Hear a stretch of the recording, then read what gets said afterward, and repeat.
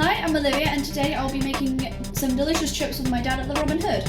Okay, so we've got these lovely dirty potatoes.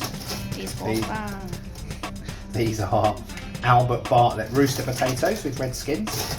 What we're going to do is we're going to wash off all the dirt, but we're going to leave the skins on when we peel them because we want them to taste nice, and the skins will help us to keep the potato together. So because we're making these in the oven with very little fat,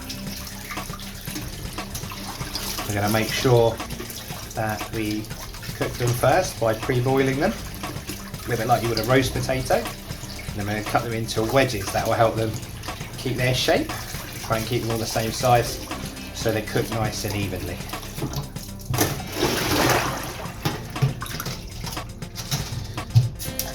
Once the potatoes are all cleaned off, they're nice and shiny skins, we'll give them a nice proper scrub. And we'll know that they're clean because the water that we're washing in will become all clear. So all we're doing is just rubbing them together time after time, make sure all those little dirt particles come off. As you can see, the water gets cleaner and cleaner until we're eventually ready to dry them off and cut them to size.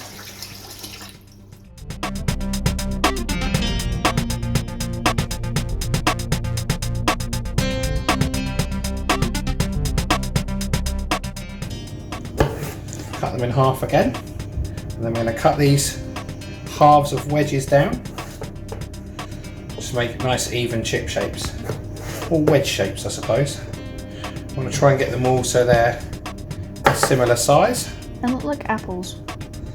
I promise you they're not apples. You could cut it like this way if you wanted to. So we get our nice chips all like this. Best to leave them reasonable size, but we don't want them too big because otherwise they won't cook evenly. We don't want them too small, otherwise there won't be much chip there.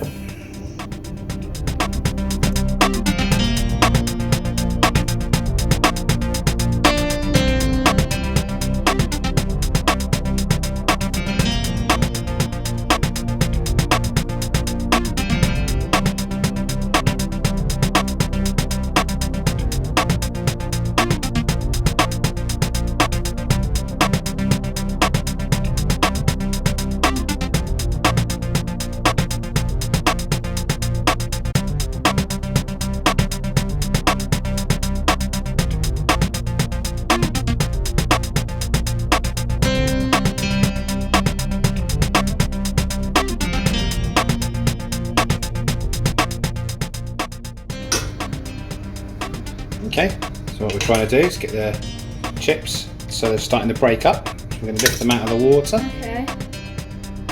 put them into a colander. Don't worry if a few of them are starting to break. Right, that makes the best ones. As you can see, they're piping hot.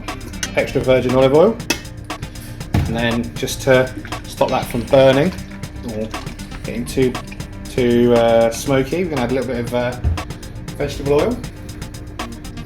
And we've got some nice fresh ingredients here to season them up with. So we've got some sea salt.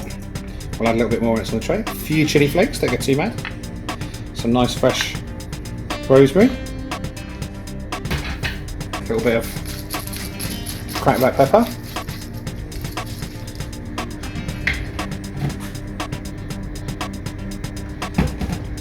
So we're going to put the oil through the chips, give them a little shake, pour them out onto a tray, give them a little rearrange so they're all in one level. Stop it. Okay, so here we go, we've got our nice blanched potatoes. Don't worry about those little fluffy bits, they'll go extra crispy. So we've just got a little bit of sea salt. Just add a little bit more of that, and some rosemary and a few chili flakes. I don't want too mad because I've got to feed a 6-year-old as well. He doesn't like it too spicy. we'll get those ready for the oven. So we're going to put them in the oven, 200 degrees, until they're golden brown. I'd love to tell you how long, but I don't know yet because I've not. Yeah, so we're serving our chips with this rather nice looking toad in the hole. It's nice locally made sausages from Newport Pagnell. We've made an extra big portion so as that we can have some for lunch with a nice salad tomorrow. Again. We need to check if we have enough seasoning on the chips. How do you do that? By taste testing. Go on then. What do you reckon? Delicious. Well cooked broccoli here to put on the plate. What do you mean by well cooked? Perfectly cooked or soggy? Perfectly done, nicely. Okay. Okay.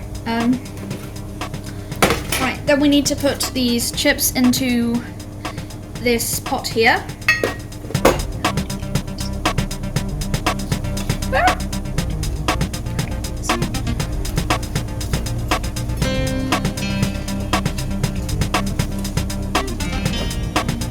Are they really crispy and good? Mm-hmm. Delicious.